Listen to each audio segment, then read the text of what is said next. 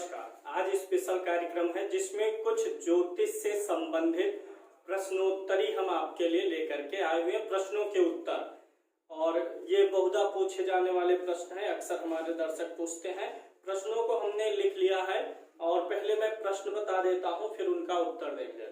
पहला प्रश्न होगा, पिता का विचार किस भाव से करें? नवम भाव से पिता का विचार हो कि पिता का विचार दसम भाव से हो, इस पे चर्चा करेंगे। दूसरा क्वेश्चन है, कोई एक जातक लग्न कुंडली से मांगलिक है और दूसरा जो है जिससे उसका विवाह हो रहा, मिलान हो रहा है, वह चंद्र कुंडली से मांगलिक है, तो क्या चंद्र कुंडली का मांगलिक, जिसे आंशिक मांगलिक भी कहा जाता है, वह काम करेगा? तीसरा है, अगर कोई ग्रह डिग्री में बहुत अधिक हो या बहुत कम हो तो क्या वह फल नहीं दे पाएगा? इसके बारे में भी आज पूरा क्लियर करेंगे आपको कॉन्सेप्ट। दूसरा एक कॉन्सेप्ट है कि कुछ ग्रहों की डिग्री जो है वो बहुत अधिक होने पर या बहुत कम होने पर वो ग्रह जो है परमोच्च होते हैं, तो क्या बाल वृद्ध का नियम वहां लागू होगा ग्रहों का कि नहीं होगा? अगला जो क्वेश्चन होगा कि एक ऐसा सूत्र जिससे हम किसी भी वर्ग कुंडली के सुख को जान पाएं कि हाँ, इस वर्ग कुंडली से जुड़ा सुख जीवन में है कि नहीं, वह एक पहला सूत्र कौन सा है जो सबसे महत्वपूर्ण है? तो अभी हम बात करेंगे। सबसे पहले हमारा विषय है पिता का विचार किस भाव से होगा। क्वेश्चन मैं सामने लिख लिया हूं, मैं इसी के आधार पे आपको बताऊंगा। देखिए, पिता का विचार नवम भाव से होगा। बायोलॉजिकल जो फादर हैं आपके, उनका विचार जो होगा वो नवम भाव से होगा।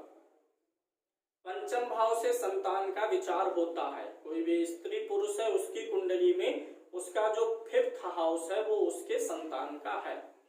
अब पंचम का संबंध लगन से बने, लगन मतलब आप स्वयं हैं, तो पंचम का संबंध केंद्र का और त्रिकोण का, ये दो संबंध जो होता है, ये जो है ये पिता और पुत्र में आना चाहिए।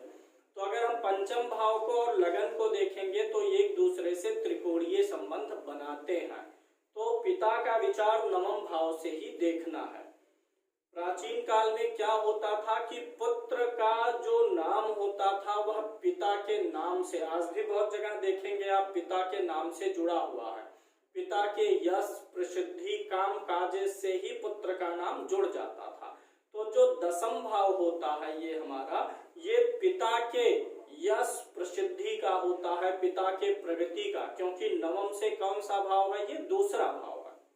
दसम भाव नवम से दूसरा भाव है, तो पिता का धन, यश, वैभव, संस्कार देखा जाता है दसम भाव से। अब अगर किसी व्यक्ति की कुंडली में दसम भाव मजबूत है, बलवान है, तो आप ऐसा जानिए उस व्यक्ति के कारण उसके पिता का यश होगा। लोग कहेंगे अरे वो देखो फला का पिता जा रहा है, उस व्यक्ति का पिता जा रहा है। और अगर किसी का नवम भाव मजबूत हो जाता है तो ऐसा होता है कि वो देखो फला का पुत्र जा रहा, उसका पुत्र जा रहा है। तो दसम भाव से जो है पिता का विचार ऐसी स्थिति में किया जा सकता है जब आपके स्टेप फादर हो, तो उस स्थिति में दसम भाव से पिता का विचार होगा। लेकिन बायोलॉजिकल फादर के लिए विचार होगा आपके 9th हाउस का, क्योंकि ये जो 9वां घर है ये लगन से त्रिकोण में है, 5वां घर भी त्रिकोण में है, तो त्रिकोणीय प्रभाव बन रहा है। दसम भाव से जो यश प्रसिद्धि पिता के द्वारा है उसका विचार होगा। आगे देखेंगे, अगला सवाल है, कोई लग्न से मांगलिक है और कोई चंद्र कुंडली से मांगलिक है। बहुत इजी सा कॉन्सेप्ट है।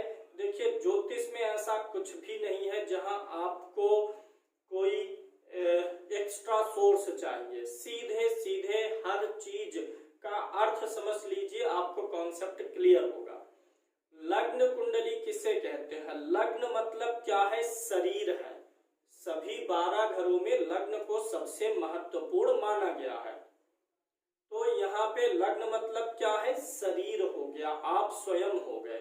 और चंद्र मतलब क्या हो गया? मन हो गया, हमारा जो बुद्धि विवेक है, मन है, वो हो गया।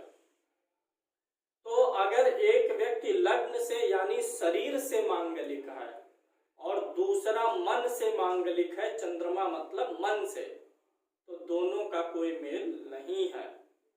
अगर लग्न से मांगलिक है तो यानी उसका प्रभाव शरीर पे पड़ने वाला है, तो अगले का भी मंगल शरीर पर ही प्रभाव देने वाला हो, वो भी लग्न से ही मांगलिक हो। तो चंद्र कुंडली की कहाँ जरूरत पड़ती है? चंद्र कुंडली सिर्फ एक एडवांटेज देती है। अगर कोई व्यक्ति लग्न कुंडली से मांगलिक है तो उसका साथी भी लग्न से मांगलिक रहे। अगर दोनों में कोई एक चंद्र से मांगलिक है और एक नहीं है तो भी विवाह किया जा सकता है। लेकिन अगर दोनों के दोनों लग्न के अलावा चंद्र से भी मांगलिक हो गए तो यह एक एडवांटेज देगा। विचारों को और बुद्धि का जो तालमेल होगा, दोनों का एग्रेशन जो होगा, वह एक दूसरे का एब्जॉर्ब करेगा, सहने की क्षमता होगी। तो अगर लग्न से मांगलिक है तो लग्न का ही मांगलिक लेना है। चंद्र का मांगलिक ओनली एडवांटेज देगा। अगर सामने वाला चंद्र से मांगलिक है और अगला भी चंद्र से मांगलिक है तो चलेगा। अगर चंद्रमा से मांगलिक है तो कोई जरूरी नहीं है कि आप मांगलिक से ही विवाह करिए। लग्न के मांगलिक के लिए मांगलिक जरूरी है। तीसरा सवाल है, कोई ग्रह कम या अधिक डिग्री का हो तो क्या फल नहीं देगा? देखिए, सबसे पहले ये जानना होगा फल देगा किसको देगा, फल मिलेगा किसको मिलेगा? लगन को मिलेगा। कोई भी चीज है अशुभ प्रभाव देगा, शुभ प्रभाव देगा। तो ये जो शुभ या अशुभ है देगा तो किसको देगा? लगन को देगा। ग्रह की डिग्री चाहे कम हो, चाहे ग्रह की डिग्री बहुत अधिक हो या मध्यम डिग्री का ग्रह हो, वह ग्रह आपको बहुत अच्छा रिजल्ट देगा जिसकी डिग्री लग्न की डिग्री के करीब में हो। अगर लग्न की डिग्री भी बहुत कम है तो कम अंश वाले ग्रह आपको बहुत अच्छा रिजल्ट दे देंगे। लगन की डिग्री बहुत अधिक है तो अधिक अंश वाले ग्रह बहुत अच्छा प्रभाव देंगे। लग्न की डिग्री मध्य में है 10, 12, 15, 18, तो जो इस मध्य में ग्रह है वो बहुत अच्छा दे देंगे। अब अगर लगन की डिग्री 2 है और कोई ग्रह 18 अंश पे बैठा है और कोई ग्रह 4 अंश पे बैठा है, तो 4 अंश वाला ग्रह लगन के समीप में है, वो अच्छा प्रभाव देगा, उसका प्रभाव ज्यादा रहेगा। अच्छा मतलब जो भी अच्छा बुरा है उसका ज्यादा प्रभाव रहेगा। वहीं जो 18 डिग्री का है वो लग्न से काफी दूर है डिग्री में, उसका प्रभाव उतना अधिक नहीं रहने वाला है। ये एक कॉन्सेप्ट आप समझ लीजिए। अगला कॉन्सेप्ट है कि जैसे चंद्रमा वृषभ राशि में 3 डिग्री तक परम उच्च का होता है। अब 3 डिग्री पर ग्रह जो है बाल भी हो जाएगा और 3 डिग्री का ग्रह जो है परमोच्च भी है। शुक्र ऐसे 27 अंश पर जो है मीन राशि में, अब 27 अंश की डिग्री ज्यादा आगे निकल गई, लेकिन वही उसका परमोच्च पॉइंट भी है। तो जो भी ग्रह का परम उच्च वाला पॉइंट है उस पे यह बाल और वृद्ध वाला सूत्र नहीं लगाना है। गुरु जो है कर्क राशि में 5 अंश तक परमोच्च होता है, तो अब ये 5 अंश पे है, 5 अंश पर ही है, तो इसको परमोच्च लेंगे कि बाल वृद्ध लेंगे? इसको परमोच्च लेंगे। बाल वृद्ध का कॉन्सेप्ट यहाँ नहीं लगेगा। ये स्पेशली इसीलिए मेंशन कर दिया गया कि इतने डिग्री पे ये परमोच्च होगा। कोई भी ग्रह जितनी डिग्री पर परमोच्च होता है ठीक उतनी ही डिग्री पर अपोजिट राशि में परम नीच भी होता है। जैसे चंद्रमा है वृषभ राशि में 3 अंश पे उच्च का होगा, उच्च का नहीं परमोच्च होगा, तो ठीक इसी के विपरीत वृश्चिक राशि में 3 अंश पर ही परम नीच भी होगा। एक चीज और जान लीजिए, कोई भी ग्रह जैसे सूर्य मेष राशि में 10 अंश पे परम उच्च होता है, तो क्या अगर वो 15 अंश का है तो कैसा है? तब भी उच्च का है, सिर्फ परमोच्च नहीं है।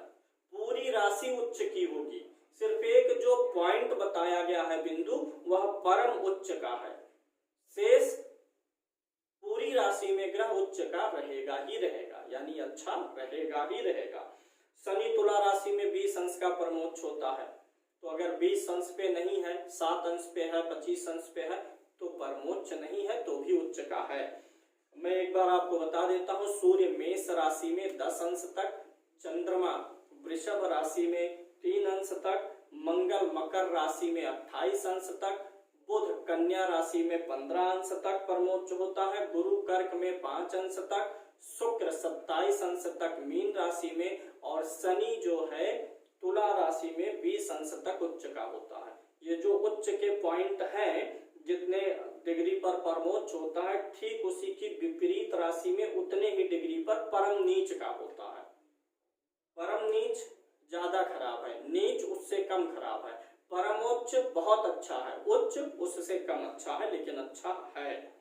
अगला है, किसी वर्ग कुंडली के सुख के लिए सबसे बेस्ट फार्मूला क्या है, जो सबसे पहले देखा जाना चाहिए कि हाँ ये पॉइंट अनिवार्य है। जैसे सप्तमांश से आप क्या देखेंगे, संतान, नवमांश से जीवन साथी, दशमांश से कैरियर, विषांश से स्पिरिचुअलिटी। तो किसी भी वर्ग कुंडली में वह कौन सा मेन पॉइंट है जिसे देखा जाए कि पहले ये चीज सही है तो सुख इस चीज का मिलेगा। लग्न और लग्नेश, उस वर्ग कुंडली का लगन देखिए, लग्नेश देखिए। अब यहाँ कई स्थितियां बनेंगी।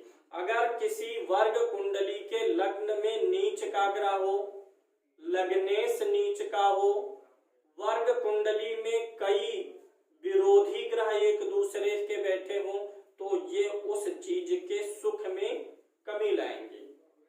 अब उस वर्ग के लग्न में उच्च का ग्रह हो, लग्नेश उच्च का हो, लग्नेश शुभ ग्रह की राशि में हो, लग्न में विरोधी ग्रह एक दूसरे के साथ ना बैठे हो, तो वैसे ही क्रमानुसार अच्छा जाएगा। यानी सबसे पहले वर्ग कुंडलियों में लग्न और लग्नेश की, लग्नेश मतलब उस वर्ग का लग्नेश की स्थिति को विचार करना चाहिए। नवमांश कुंडली के लगन में कोई नीच का ग्रह बैठा है या लग्नेश नीच राशि में है, तो आप देखेंगे मैरिड लाइफ में प्रॉब्लम्स आएंगी। सप्तमांश के लगन में कोई नीच का ग्रह है, सप्तमेश नीच का है, लगन पीड़ित हो, लग्नेश पीड़ित हो सप्तमांश का, तो संतान से संबंधित समस्याओं का सामना करना ही करना पड़ेगा। तो ये कुछ क्वेश्चन थे, आगे भी हम प्रश्नों की श्रृंखला जारी रखेंगे। ऐसे कोई भी प्रश्न जो ज्योतिषीय ज्ञान से संबंधित हो, सार्वभौमिक हो, आपको अपनी कुंडली से जुड़ा हुआ नहीं, आप कमेंट करेंगे, उसको भी मैं शामिल करूंगा आगे के कार्यक्रमों में। आज के लिए इतना ही, नमस्कार।